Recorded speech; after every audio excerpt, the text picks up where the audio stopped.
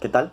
Yo soy Nicolás Gallo Rolón, estudiante del programa profesional en agronomía. Este es el video para la resolución de la tarea 2.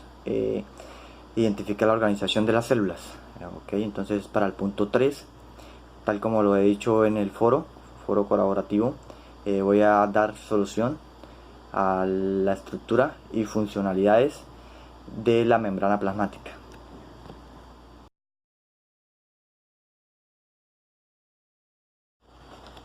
Bueno, tal y como se especifica en la guía de actividades y rúbrica de evaluación, entonces pues he realizado un dibujo a mano de lo que es la membrana plasmática o de lo que figura ser. Entonces la idea es dar respuesta también al tema de las preguntas que están catalogadas para este punto.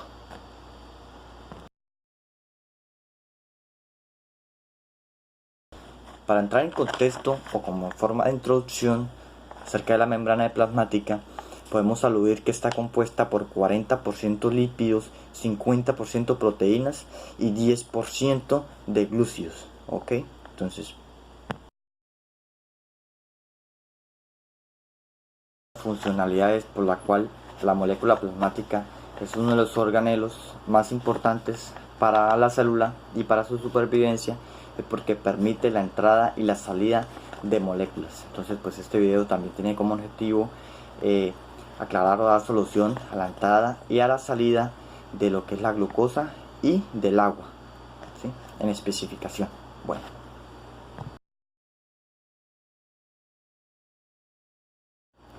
entonces dentro de sus funcionalidades decíamos que la membrana plasmática se encarga de transportar ciertas moléculas, ¿sí?, al interior y al exterior. Entonces hablemos acerca de los tipos de transporte que presenta. Entonces cuando se habla de transportes para membrana plasmática hablamos de dos tipos: el transporte pasivo y el transporte activo, ¿sí? Entonces el transporte activo es aquel que requiere energía, ¿sí?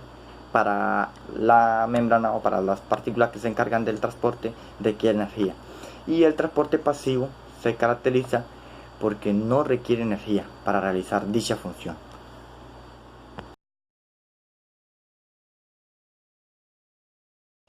Cuando hablamos de fluidez, ¿sí?, es donde interviene el colesterol, ¿sí?, que es el que está acá plasmado en amarillo, ¿sí?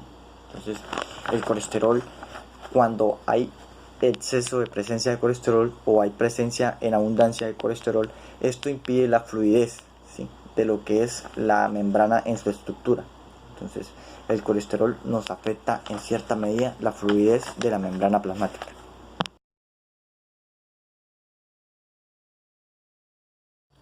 Bueno, entonces en nuestro dibujo también podemos ver lo que son las proteínas, ¿sí?, que son muy importantes. Las proteínas intervienen directamente en el transporte y la comunicación.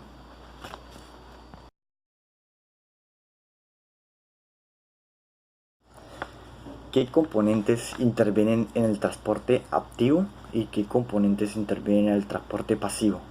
Entonces, cuando hablamos de transporte pasivo, hacemos referencia a que no necesita energía, ¿sí? Pequeñas moléculas pasan a través de la membrana plasmática.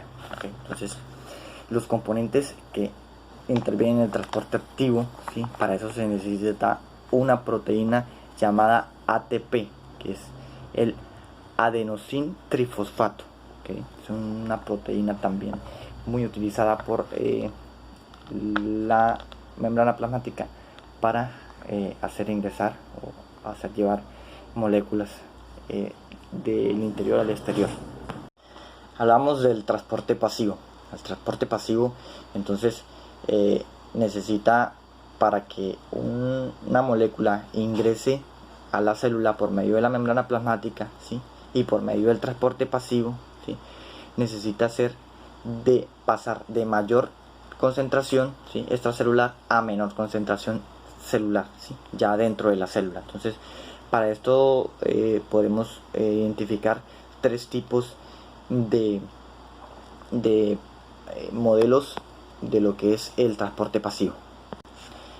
Entre esos tres modelos podemos encontrar la difusión simple, ¿sí?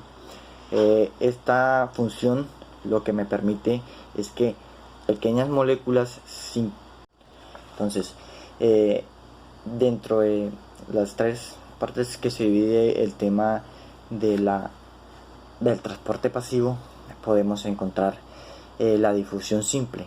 En esta función es donde pequeñas moléculas como el dióxido de carbono sin carga eléctrica, ¿sí?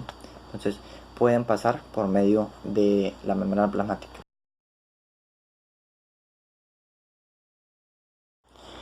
Hablando un poco acerca de las partes de la membrana plasmática, tenemos que hacer alusión directamente y primero que todo al tema de las proteínas, ya que ellas pueden desempeñar varias funciones en la membrana plasmática.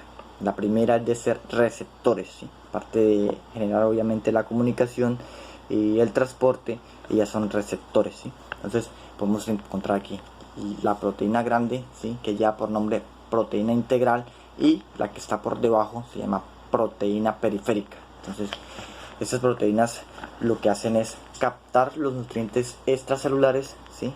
Introducirlos a la célula, ¿sí? Para que sufran un proceso de modificación. Además son transportadoras, ¿sí? Entonces ellas lo que hacen es en cierta medida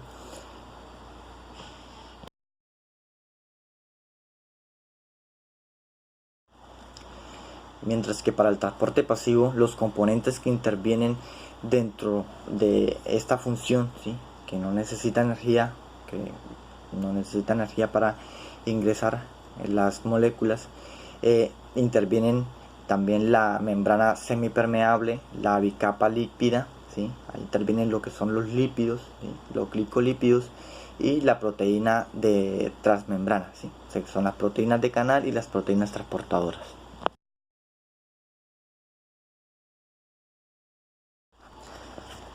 Por el sistema de osmosis, ¿sí? Donde el agua entra a través de la membrana plasmática, es decir, solamente deja pasar el agua. Es una membrana que se caracteriza por ser semipermeable, ¿sí? Entonces lo que hace el agua es entrar pasando de una solución de menor concentración de solutos a otra de mayor concentración. El agua atraviesa la membrana de forma de concentraciones a ambos lados. Esas concentraciones tienden a igualarse para que el agua pueda entrar. También para que la glucosa pueda entrar dentro de la membrana plasmática, dentro de la célula, claro está, también ocurre por medio de un transporte pasivo, ¿sí? No tiene carga eléctrica, lo que es la glucosa, ¿sí?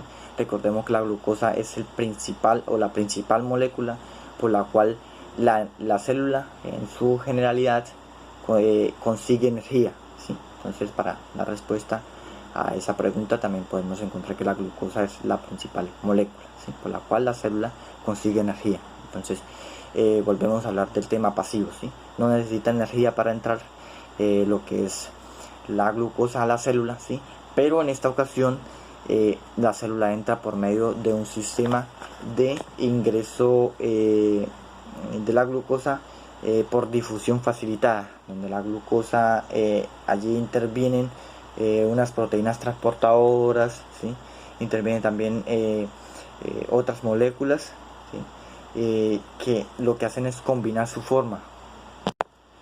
Combinan su forma por medio de la proteína, ¿sí? Haciendo que la molécula de glucosa pase en la parte central, ¿sí?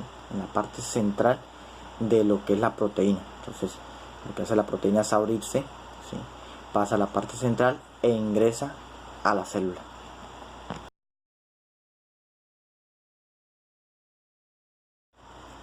Como conclusión, podemos rescatar el hecho de la importancia que tiene el tema de la membrana plasmática para la célula, ¿sí? Explicamos anteriormente que sirve como transporte para la entrada de dichos nutrientes.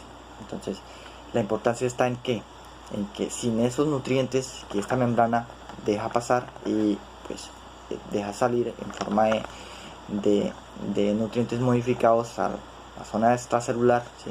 Sin esos nutrientes es imposible que la célula sobreviva. Entonces por eso tenemos de vital importancia el tema de la membrana plasmática en su conjunto, ¿sí? Entonces ¿para qué sirve? Para transportar, ¿sí? Sirve para comunicarse el tema de la célula a través de otros organelos, ¿sí? Otros organismos. Entonces, y es dinámica y es de extrema fluidez. Entonces, muy importante por ese tema, ¿sí? Entonces, bueno, entonces espero haber cumplido con el objetivo de dar a conocer este organelo, la membrana plasmática. También espero haber cumplido también con las funcionalidades, ¿sí? Con la estructura, con la composición de este organelo, que es de vital importancia, como ya lo habíamos hablado, para la célula, ¿sí? Y para su conjunto en general. Entonces, pues espero haber sido muy claro también y muy preciso en las definiciones.